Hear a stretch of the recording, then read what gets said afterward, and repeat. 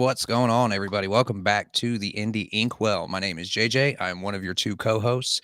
And for a month straight, 4 weeks in a row without his work taking him away from us, please welcome my co-host, Michael, aka Longbox Entertainment. What is going on, man?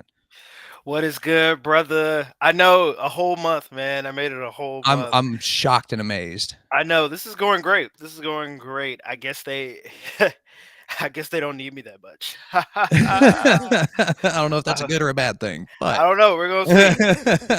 Um, but yeah, I'm glad to be here for another exciting episode. I know we have two great guests that we got today, and man, I can't wait to get into it and talk about some good comics.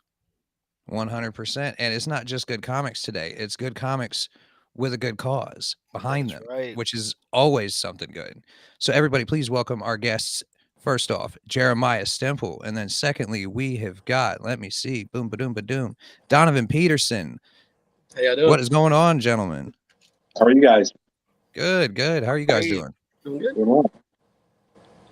So before we jump into the books and the publishing house and what you guys are trying to do, we like to get our guests' origin stories, how you guys kind of got into comic books and became nerds in the first place before all this started. So if whoever wants to go first, I guess. Yeah, sure.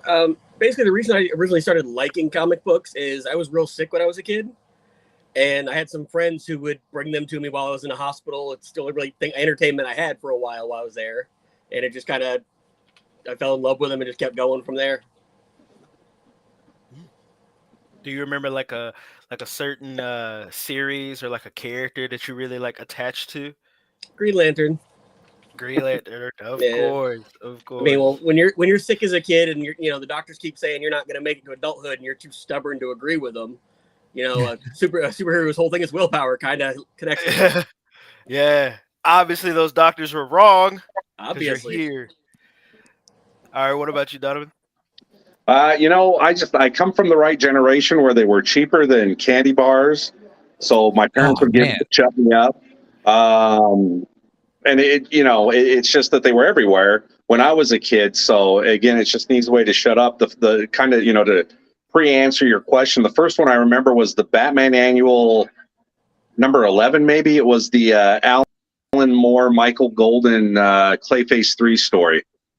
Just kind of stuck with me like forever. I actually tracked it. It was actually a comic my grandparents bought me, and then I tracked it back down. And then the backup story was Alan Grant and Norm Brayfogle with the Penguin falling in love with somebody while he was in prison. So the whole idea of the Oh issue was wow. villain. Yeah. Okay. Even though Clayface 3 was in love with a mannequin and he was psychotic. But yeah, I loved it. What I understood. Yeah, I was 11. What did I know? Right. For our viewers, Clayface 3 was the Preston Payne version. I'm a huge Batman fan, so yeah. I was say I've read I've Michael's read my that local issue. And DC Comics like encyclopedia of knowledge since grew up a Marvel reader. So I gotcha.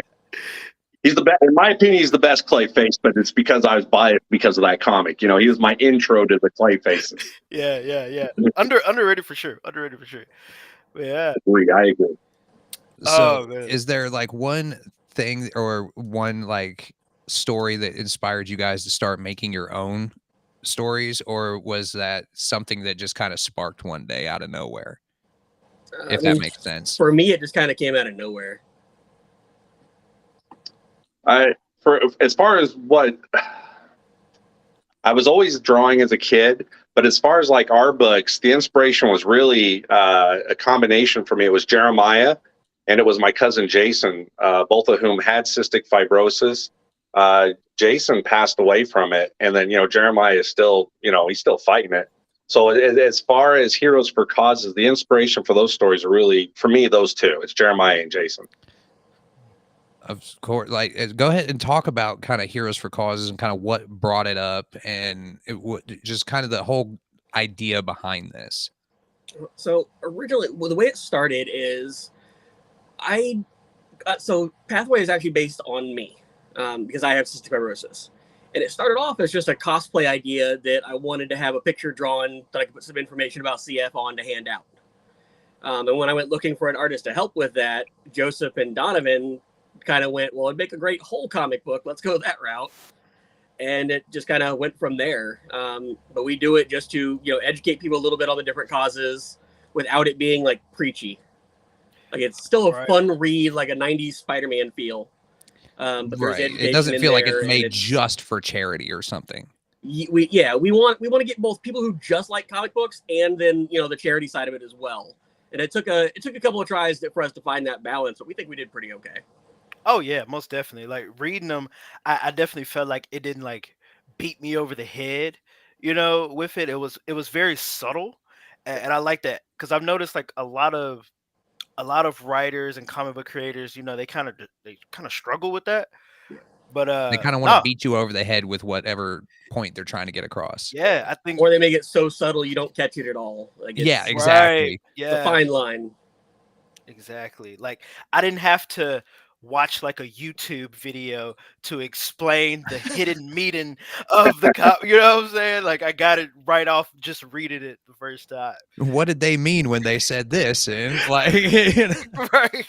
Many YouTube videos like that I've had to watch for like movies and stuff like that. I'm like, what is that? Yeah. Yeah, man. I really liked it. And speaking of like the pathway, because I think that was the issue that I really, really enjoyed. It was the pathway versus the gasp. The gasp, yes. And the gasp, while reading it, I was like, this gasp, he's giving me major Green Goblin vibes. Okay. Was that intentional? It was. Okay. Yeah. 100%. Yeah. I was like, oh my gosh, that's the design, the fact that he has like this freaking glider thing. And then right before we were getting started with the show, I looked at the cover and I was like, why does this look so familiar? And then I was like, oh, Amazing Spider-Man 298. I know, I wish I had a picture of that cover right now to throw it up there real quick, but yeah. Chance versus Spider-Man, yeah, exactly. So yeah, man, huge Spider-Man fan as well, if you can't tell. Yeah, Joseph the writer, he wanted us to make sure, well, we all did, but Joseph made sure that he wanted the book to be as accessible, like Jeremiah was saying, that 70s, 80s Spider-Man titles. We wanted to avoid being, the power pack Spider-Man, don't do drugs issue, but we still wanted to have the lightheartedness of, the Sal Buscema, John Romita, Spider-Man issues. So when we approached that was a big influencer, obviously, on the Gasp. You know what I mean? So he's got like you said, the Green Goblin glider pack, which is, if you look at it, because the Gasp's whole thing is that he smokes, and so his glider is actually a cigarette pack. His pumpkin bombs are tobacco canisters. His fingertips are cigarettes, and then the bandolero around him is tobacco leaves. Oh, okay. Okay, yeah, I see that now that I'm looking at it. Yeah. Right. Yeah, we didn't want it to be like we wanted a little bit of subtlety there, like Jeremiah was saying, but we just didn't want it to kind of get lost in the fact that and then his Ghost Rider smoke effect. It's smoke, you know what I mean? Right. Yeah. I mean, I like. So yeah, maybe it wasn't that subtle, but and the fact that you mentioned like you got like we're inspired by Romita and like that kind of like silver bronze age era of like comics. I really got that vibe, especially from the pathway, and then I think it was his nurse assistant that has like a crush on him too. That felt like a very old school superhero type thing. So that was done as kind of a little inside joke. So in the book, even though Pathway's based on me, we named him Joshua James, which is my brother. And the nurse, who visually is one of my real life nurses named Sue, we gave her Mary as the name, which is my brother's wife. Oh, okay. That's Okay. It was kind of like an inside joke between the rest of us. We're like, no, we're going to do this because we think it's funny. Right. But, Okay. Okay. Yeah, I loved it. But yeah, the nurse in the book is a real life nurse of mine. Okay. Yeah, cool. Like that was just so much fun, like reading that issue. I mean, I enjoyed the other ones, but it was something about the pathway. It like really, really stuck with me. Really stuck with me. I love the way like the character changed into the costume, and man, I think it's just the pacing in the pathway that was just like perfect. Yeah. Glad y'all Yes, enjoyed it. yes, yes. But we have other ones. I know the second one was Center Ice versus Goalie. This one gave me major. At least the main villain gave me Mr. Robotnik Right. from Yes. from Sonic. You're not wrong. Oh man, Yeah, as we approach that one, so clearly there's a Shazam element to Center Ice himself, you know. So the young man that and Jeremiah could speak more eloquently to this, but the young man that we based it on, he's a big hockey fan, a big sports fan. He's fought, you know, stage 4 brain cancer 3 times. Is that right, Jeremiah? Did I say that right? Yeah. So he's 5 times. one Wow. son of a gun. Yeah. But he's not a big comic book fan. So we're like, how do we translate this into him in real life? So we did, you know, we got this puck. Maybe it was by Wayne Gretzky. We don't ever say. And he can turn into this superhero for exactly one hockey period. And then he has to rest and recoup. So then we're like, well, who the heck's the villain going to be? And as Jeremiah and Joseph interviewed him, he's like, oh, I hate these old MRI machines. They're just old and clunky, and they feel like they're from a bygone age, and I hate them. So we're like, Mr. I is our bad guy. And yeah, I borrowed heavily from Robotnik because, you know, it's kind of philosophy. You know what I mean? He builds all these old crappy machines. And then, you know, Jeremiah and Joseph kind of laid out his you know, oh, he got fired. You know, he's just a disgruntled technician, blah, blah, or engineer or whatever he is. So yeah, again, we just tried to combine as much nerdy stuff as we possibly could. right? Yes, and I mean it's a lot of fun too. Like especially as someone like I'm not really like into like sports comics. I never like even like manga and stuff, but like this was very entertaining, and I love how it went right into the action. Yeah, Which and then that isn't always a good thing. Like some people want to start off with way yeah, too much action. I feel like this was a nice like it needed to start with this kind of action on this one, you yes, know? yes, like that's hit That's all all Joseph. running. That's all the writer who's not here. Yeah, yeah, it was great. And when you go back to like the idea of a kid becoming a superhero, you know, the fact I didn't even like think Shazam. I was thinking Ben 10. A little bit. I was thinking Ben 10 a little bit, right? Because if any of our listeners can remember, if they watched the show, you know, Ben 10, he had the Omnitrix, and he would turn into all the aliens, all the heroes, as he called it, and it timed out, and it has to, you Yeah. know, recuperate the energy. So the fact that he can only be center ice from a limited amount of time, and then he has to recuperate. That gave me major Ben 10. I was like, this. So I'm going to date myself a little on this one, but the original way I described it to these guys when we were trying to plan it is the early part of Prime. Okay. With a kid to turn into a grown muscle-bound superhero, but it only lasted for a little while when it first started. Then he started to be able to do it longer and longer and longer. Right. Because Weston was telling us that, you know, as much as he plays hockey, he still gets tired very quickly, usually after about a period. Mm-hmm. So that's why his powers only last for that short time, is because when you got cancer, you get tired. No, for sure. But the costume for Center Ice, that 22 jersey is Weston's real jersey. Like, that's his real number, the real colors. Not the colors he wears anymore, because he recently got recruited to play hockey for Miami. Oh, nice. But so at the time, it was his correct colors and everything.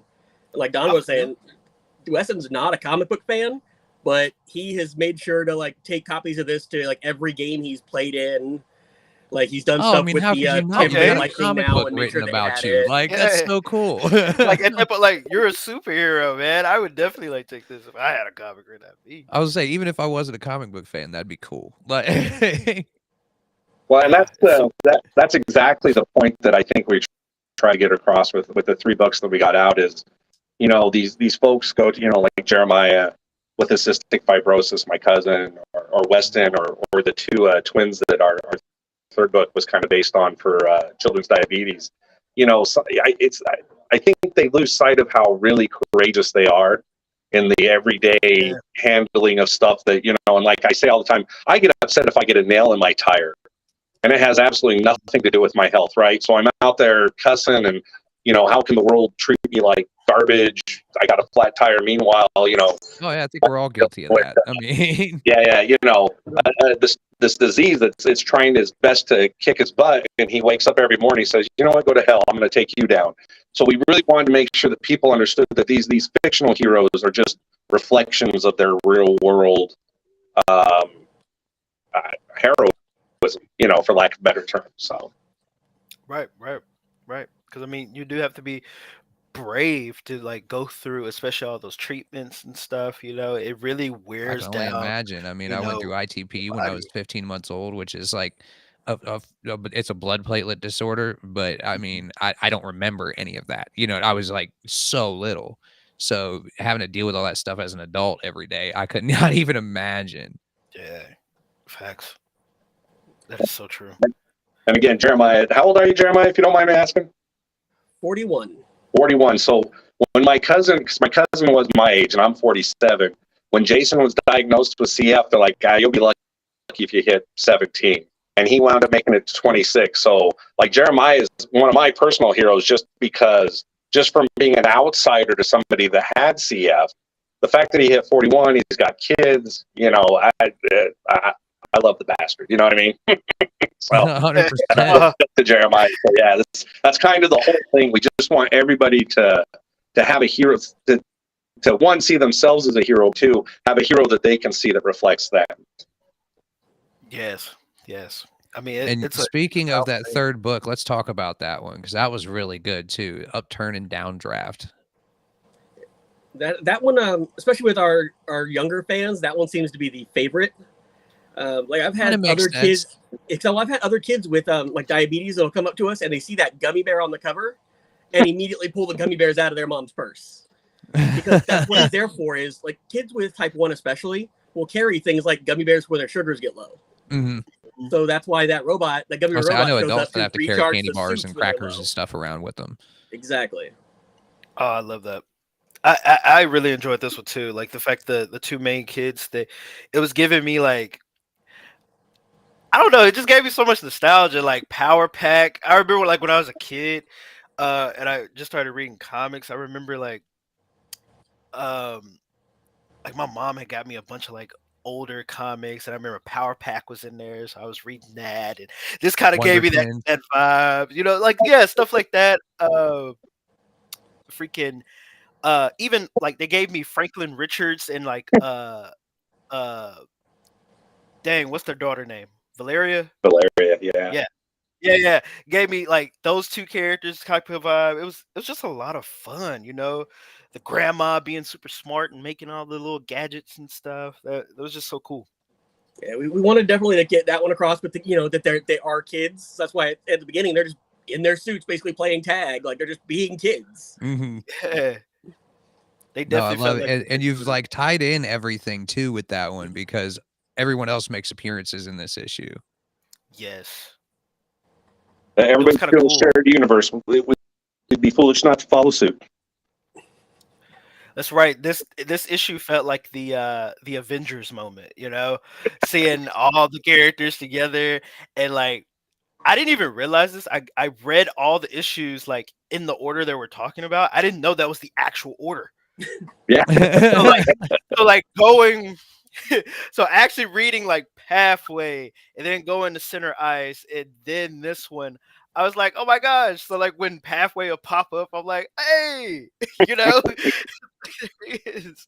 And the fact y'all were able to do that, and then y'all got that level of excitement when I got to that final issue just from those two previous ones, that's actually, hey, hand clap. That's not easy to do, especially like I've seen other indie superhero shared universes try to start off, and it's just, they're clunky, they're overly complicated, there's too much going on, they've got like 15 different heroes within the first 3 issues. I'm like, you can't follow it.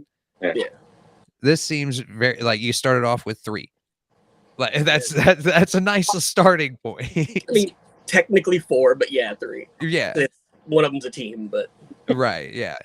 You knew what I meant. I meant 3 books, but yeah. And then what's the name of the Hispanic guy? He was like, the wrestler. I always screw it up. Yeah. Yeah. What was his name? Because he was funny. El Domador. Yeah. Thank you.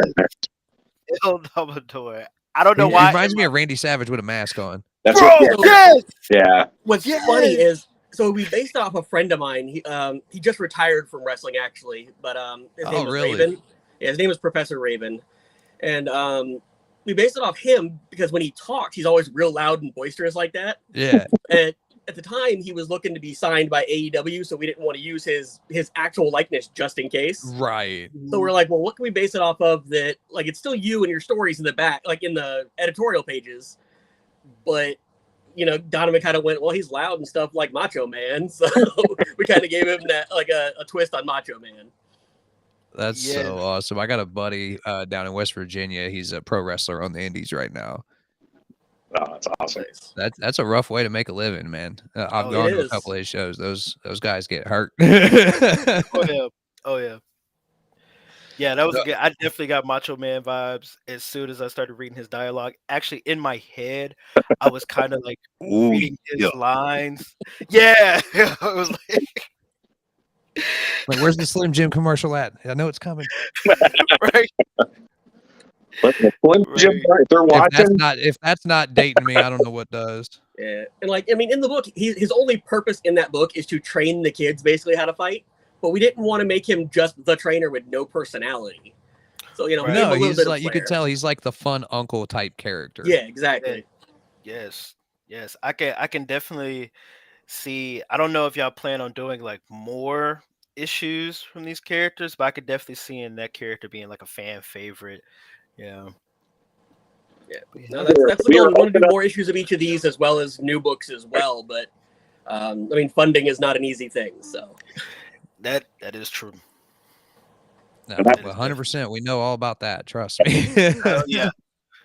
And then to kind of toot Jeremiah's horn there too. Him and Joseph do, because it's all pro bono, from my drawing to Jeremiah's PR work to Joseph's writing.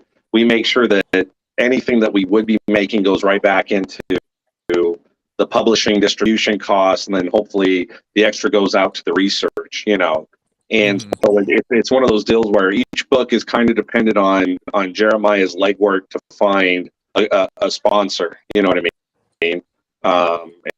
And so a lot of it goes to, we'd love to do it. We're always looking. Jeremiah and Joseph are always constantly in communication with different organizations that represent different issues, different diseases that are out there. Because we do want to expand the universe, and we want to keep going on there. Because there's just, again, so many heroic people in this world that don't see themselves as such. Have you guys happened to reach out to like Children's Hospital? This seems like something they might want to, like, they would probably get behind. We were in talks with Akron Children's Hospital. Okay. And then some stuff came up because that was with our first book, and they ended up saying, not now. And I think Joseph is currently in talks with them again. Okay. It just seems like the type of thing that they would like, Oh, absolutely. True. That's why, that was the first thing that came to my head, because it's so prominent here in Columbus, Ohio. Like, Nationwide Children's Hospitals 10 minutes down the road from where I'm at. Yeah, no, we're working on that. I've been in contacts with some down here in Florida. I've got a meeting with St. Jude's next week. So we're definitely doing what we can, but not everybody sees it the same way we do. It's a grind, man, like anything these days. Oh yeah. So talk about this huge team you guys have put together. How did this come about? How did everybody get together? Are you guys like all childhood friends, or? Oh no. Okay. The short answer is the internet. Gotcha. So I said, basically, when I originally started as the cosplay idea, I went into a comic book creators group to find someone to do like the cover art for me. And that's where I found Joseph and Donovan. And I said, once they were like, we could do a whole book out of it, we started talking. Like, most of our stuff is still done through Facebook Messenger. Oh, wow. 4 years later. So, hey, me and this guy have been running podcasts for about 2 years now and never met. So that is true. That is true. We met on the internet. Yep. Yeah. We love the team that we've got though. Like Kieran Squires that you showed there a second ago. When we did our event at the Secret Stash, Jay and Bob's Secret Stash a few months ago, we actually flew him in from Spain for it. Oh, nice. So Yeah. So it's also an international team then as well. Oh yeah. Yeah. Yeah. Oh wow. Yeah, That's awesome. a lot of them come from Joseph's contacts from doing work for Image here and there, and then it's just we found the right people with the right fit to kind of move it through. And again, it's more Joseph and Jeremiah's territory, kind of bringing them together. Mhm. I just show up to be a pretty face once in a blue moon. Yeah, it's amazing how far straight, like Jeremiah said, Spain, and then Fabricio, our colorist. Where's he from, Jeremiah? South America. Yeah. So it is an international force for good. We hope. I've been noticing a lot of colorists coming out of South America recently. Yeah. A lot. Yeah. Well, I know DC is shopped a lot of folks from south of the border recently. There's just an explosion of talent down there, and they're 100%. fast. You know what I mean? And they're able to get a lot done in a short period of time, which is obviously great for a monthly book. True that. That is definitely true. And they're very thorough too. I interviewed a writer named Felipe Pan, and he was from Brazil, and that dude did 6 years worth of research for his comic. Wow. I'm like, wow, that's that. I mean, he went all the way to Scotland to do like Arthurian legend research, and it was just like the level of effort he put into it was just way over the top of what anything else I'd ever heard of. That's awesome. I mean, that's how you get other people to care about your stuff. Is the Sure. more you put into it, the more you're going to hopefully get out of it. That is definitely true. 100%. I feel like as readers of comics, you can tell when the creators are passionate Oh, about yeah. the work, and you can also tell when it's just like work for hire, Yeah. And and I think that's another reason why me and JJ have really been enjoying like independent comics and stories, because that's where you see, creators really true passion on the page. Because it's their As original much ideas. as Marvel and DC are, they put out good Mhm. stuff, but when you're reading certain things, you can tell that the person making it is just trying to get their paycheck and go the hell home. Yeah. Like, Facts. Like, I was talking to some people on TikTok the last couple of days about should indie artists be compared to like the big guys, and I kept telling them, I was like, no, we should, as far as quality comes. Like, compare our artwork to theirs all day long. Like, we should be aiming for that level or higher.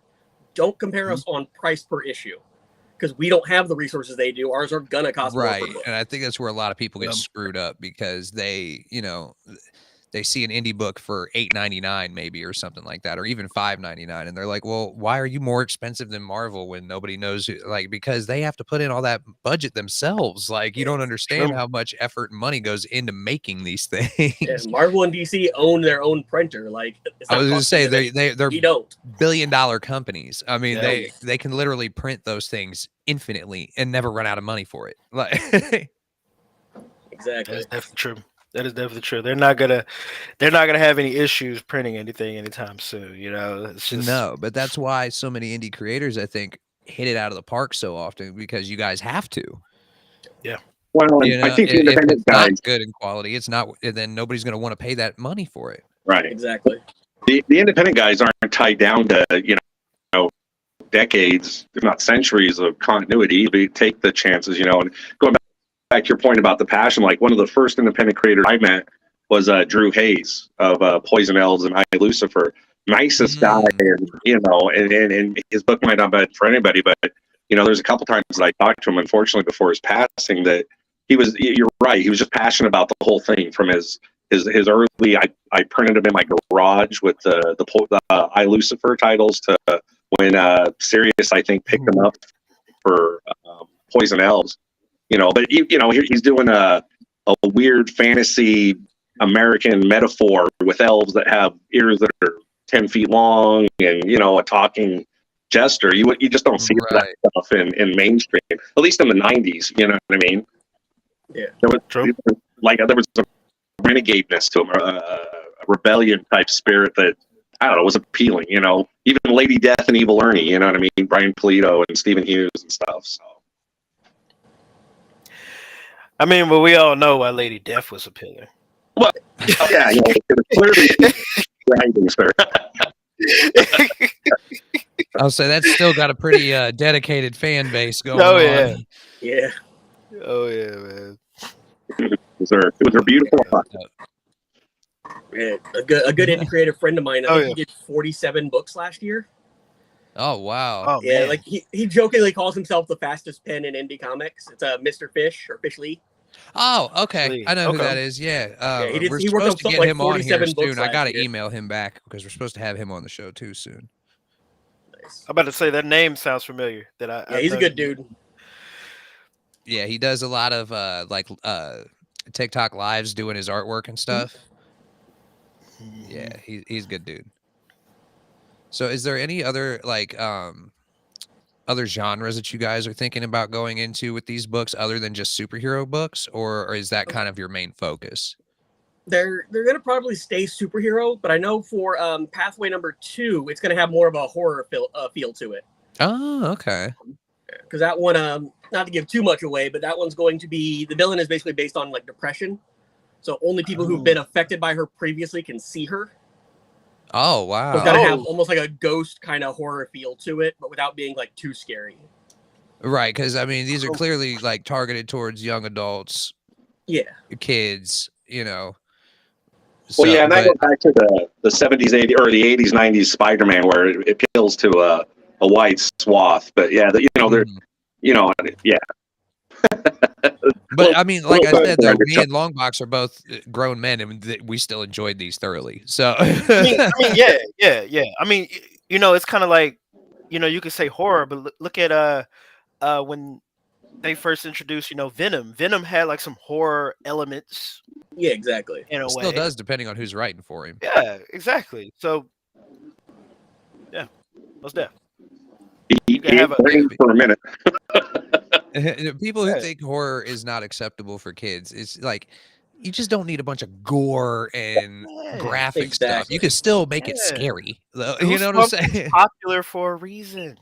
Like come on. Goosebumps, Scooby Doo. I mean, come on, there's spooky stuff for Yeah. kids. Exactly. Exactly. And that's the kind of level we're thinking of, is kind of like more like Goosebumps level of scary for that one. Okay, Yeah, where it's it's scary, like, but it's nobody's still gonna, like, kind of lose creepy, sleep but over not it. way over the top where kids are gonna have nightmares from the stuff. Right, exactly. Right. Or have to go to their mom. What's that hanging out of that person? It's gonna be some awkward conversations. With some of the books I have been sent, if kids have read them, I'm like, these are not appropriate for anybody, let alone a kid. Like, I've seen a few like that. Sometimes where we're it's like, we don't even know what if are we can you have doing, dude? Well, There's and then some that I've flip of it, literally been sent that are just named after inappropriate body parts. So it's Right. like, what are you doing? Like, have a little bit of creativity. Look how instead many of of just, Marvel and DC vulgarity. right, yeah. And I was going to say the flip of it is Marvel and DC's Talking Heads issues that come out entitled thinking somebody's going to fight somebody somewhere, and they're just discussing something at a bar, and you're like, all right, maybe a little horror would be now okay. a few pages of that, maybe half an issue of that, Yeah. I can deal with. But you're gonna give me 2-3 issues in a row of just these 5 people talking and arguing, you're gonna lose me really quick. Agreed. Then you're going Especially to if the watch the dialogue tentacle. isn't like Yeah, like with X-Men too, the dialogue is just so over the You gotta top with have it. everything. And it I have not been able to keep up with X-Men anyway, because it's like 14, 15 different books at any given time. And I just don't have that kind of money. Yeah, it's Honestly, as much as I like X-Men, I really only buy like the Hellfire Gala ones every year. And that's That's just to really see all the nice. costume designs. Oh yeah, Like, that is nice. 100%. like that's let's be honest. We get that issue every year just for the content on TikTok. Oh yeah. Oh yeah. Let's I mean, take a look you at all the should get suits Like that's Views Central, you know what I'm saying? every year, man. Oh man. So I was wondering, would y'all ever think of doing like a team book like with these characters? We will. Like, that's the goal at some point, but again, that's the whole funding issue.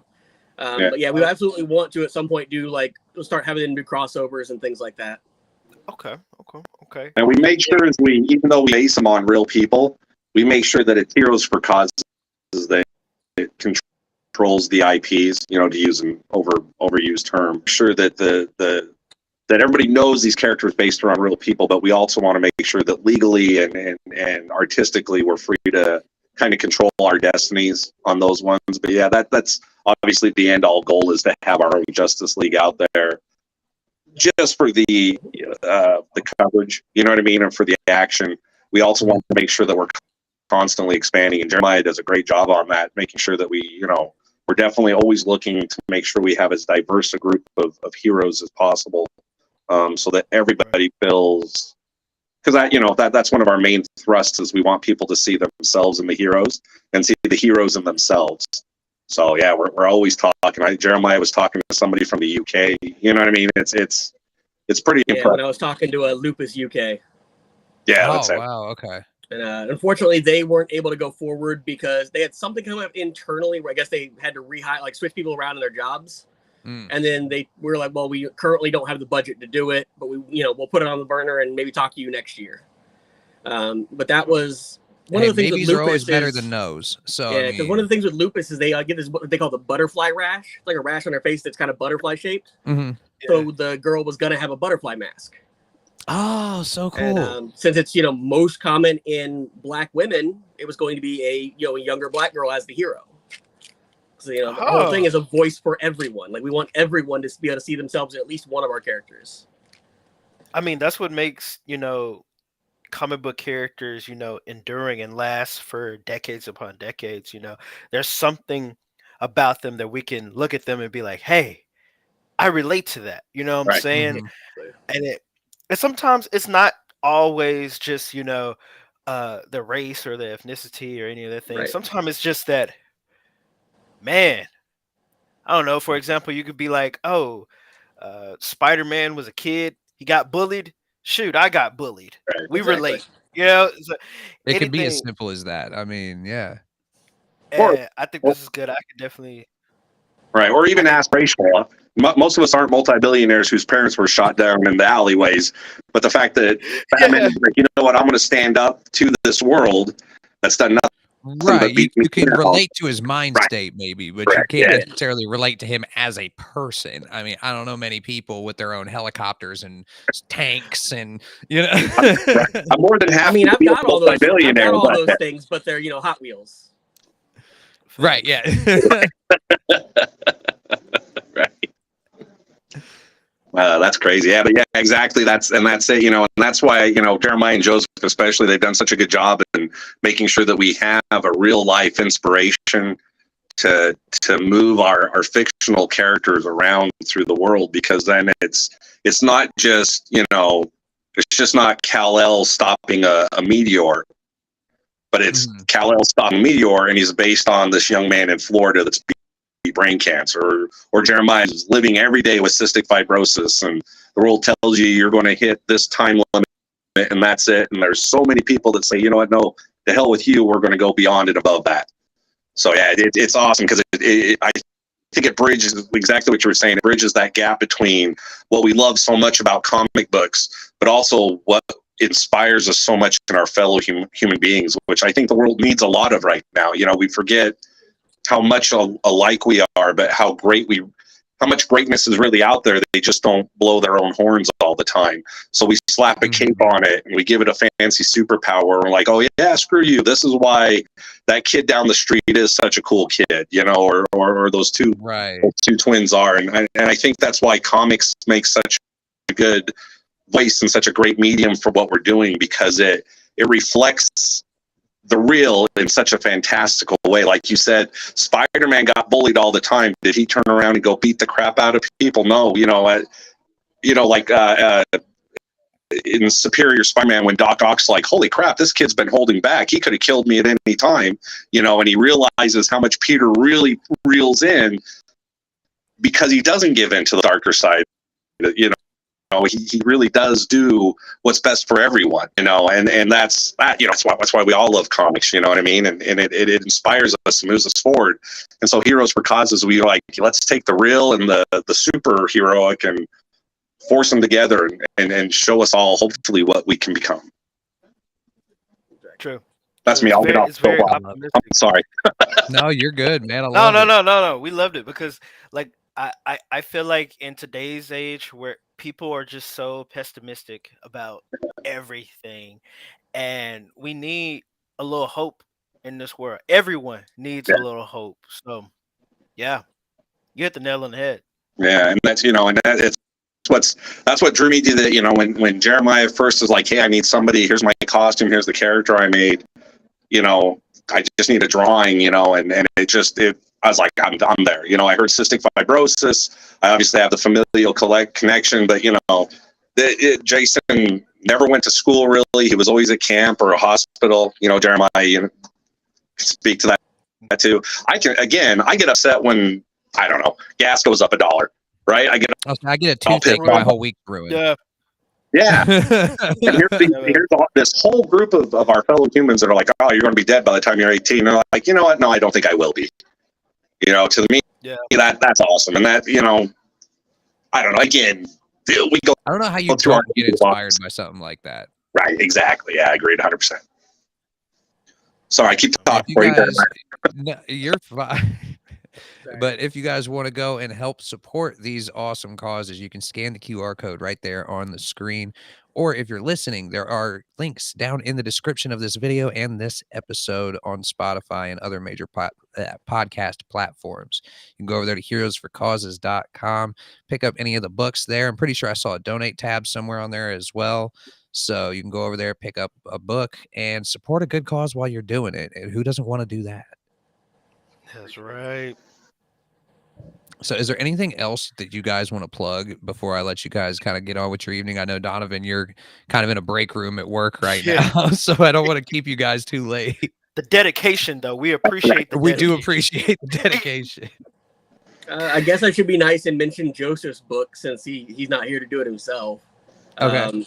I don't know how much you know about the Scout comics. I have a great relationship with Scout. We love comics. Scout. Yeah, the Misadventures books, like that look very much feel like Fairly Odd Parents. That's Joseph. Yeah. Okay. Yeah, Joseph did those. Got you. Okay. I know he's got another book coming out soon too, but I don't remember the name of it. Okay, yeah. I've usually make sure to mention the Misadventures stuff. So I've probably interviewed 13 or 14 different people from Scout at this point, including Andrea, the editorial director. So we've got a great relationship with the guys over at Scout. That's awesome. All my other stuff's usually found at Plot Twist Publishing out of Las Vegas, because that's where I live and I'm lazy. So if anybody, Plot Twist, that's my friends work for him. It's a lot of independent stuff, everything from westerns to autobiographical. The editor in chief, she did a book on her own. So yeah, it's just an ecclesiastic group of folks. But that's me. Heroes for Causes and Plot Twist are the only two groups that will allow me to almost be a part of them. All right. No, that's awesome. And then where can they find you guys online other than that? I know on the website, heroesforcauses.com, there's a bunch of social media links so you guys can follow that, the whole group there. Mm-hmm. But Jeremiah, where can people find you at? What platforms are you on? I'm on TikTok as Pathway CF Superhero, as well as Twitter or X, whatever you want to call it now. But I don't use that one a whole lot. And then obviously Facebook, you can just find me under my name because I'm old and still use Facebook. Hey, I'm with you on there too. We've gotten a lot of our interviews from Facebook groups. So people out there, do not underestimate Facebook groups if you're an indie comic creator, because it might get you on a podcast. That's true. And of course, so pretty sure that's where Jeremiah found me, was on Facebook and shot me an email. If anybody has, organizations they want us to, that they think we can work with, or, they want to maybe work with us, definitely let us know. There it is. So yeah, again, if you guys want to help support some good causes, go over to heroesforcauses.com, pick up a book, make a donation. You're helping charities out. You're helping indie creators follow their dreams. And if you want to help this show grow and help us make other indie comic creators get on the show and promote their projects, head over to our merch store. You can find links down in the description of this video or this episode on Spotify, wherever you're consuming this podcast. Pick up a t-shirt, pick up a hoodie, pick up a sticker. We got more products coming soon as I get unlazy and design some new ones. And yeah, our next episode next week, guys, Wednesday night, we've got Stray Dogs writer Tony Fleeks coming onto the show to discuss his new book, Feral, from Image Comics. So you guys don't want to miss that one. It's going to be 6 p.m. Eastern Standard, January 31st. Same time every Wednesday night here on this YouTube channel. Thank you very much, everybody, for coming on the show. Jeremiah, Donovan, you guys were awesome. Thank you so much, because if we don't have anybody come on the show, we don't have a show. That is right. And everybody else out there, please be safe, be kind. Join us next week and take it easy. Peace out.